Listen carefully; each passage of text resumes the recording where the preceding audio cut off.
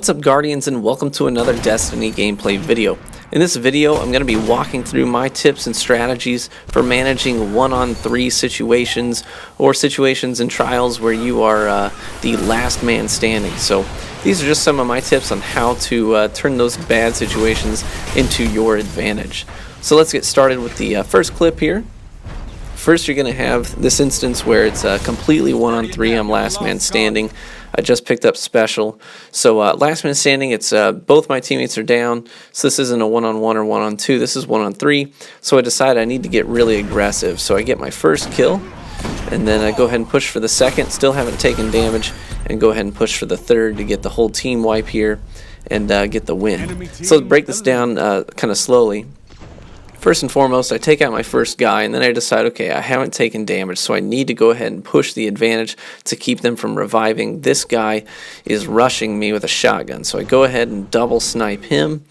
I still haven't taken any damage, so I go ahead and decide to push the last guy before he has a chance to revive any of his teammates and manage to get the full team wipe.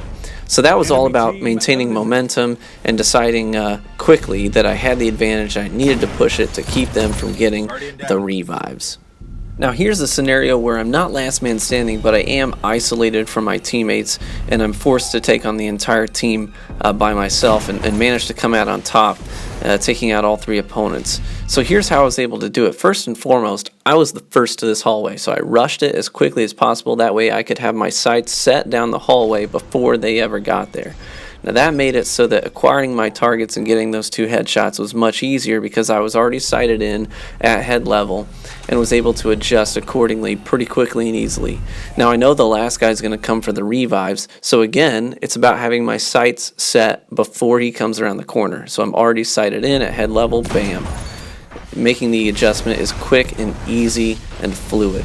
So sometimes just being the first to a choke point like that is how you can get the team wipes quickly and easily. So next you're going to see one of my favorite plays from the entire weekend, and this actually was in my my highlights reel that I showed earlier in the week.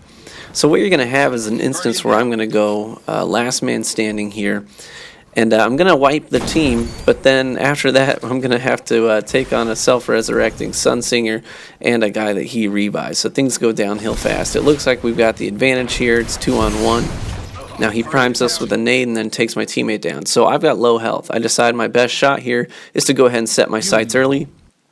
I do that, I sight in at head level, makes taking this guy out quickly pretty easy without taking any damage. So I think it's done, but then bam, the Sunsinger self-reses, so I know he's going to have additional health, and I've got half shields at this point, so I decided my best shot is to go ahead and activate my super as well. Now I noticed the first thing he did was get a revive, so now he has an overshield on top of his additional armor, so I know he's going to take multiple shots to put down. At this point, I reprioritize targets because he's behind a stone, so I go ahead and swap to the other guy and then swap back quickly, which makes it so that I can get the team wipe and get the wrecking ball last man standing. So here it is again in real time, and these guys were teabagging the first couple of rounds, so I had to give a little bit of a celebratory dance at the end of it.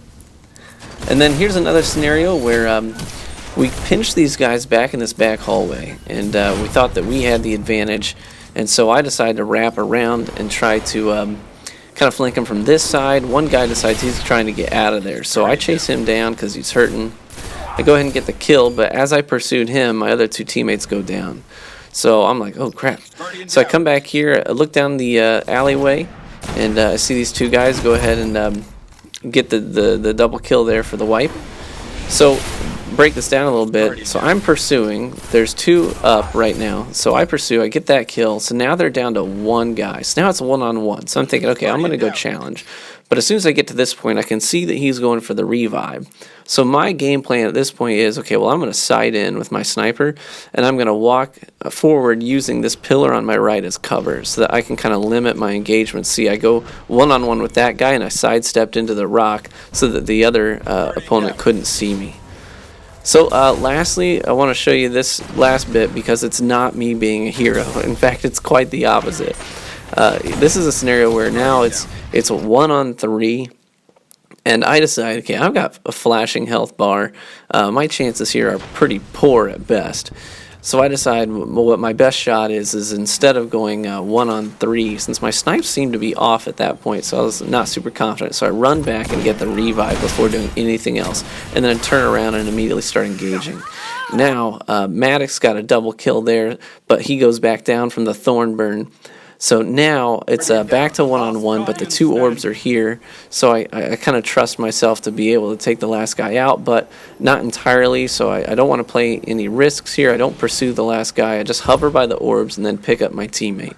So the name of the game here was Don't Be a Hero. Sometimes your best shot is just to cut out and try and find a good opportunity to revive a teammate. Well, I hope this has been helpful. Expect more tutorials and guides in the weeks to come. But also, just as a disclaimer, just to let you guys know, I do have to get my computer serviced, so I may not be able to upload much in the next week and a half or so. So I'll try and maybe upload from a different source. I don't know. It may be a little clunky, but I'll give it a shot.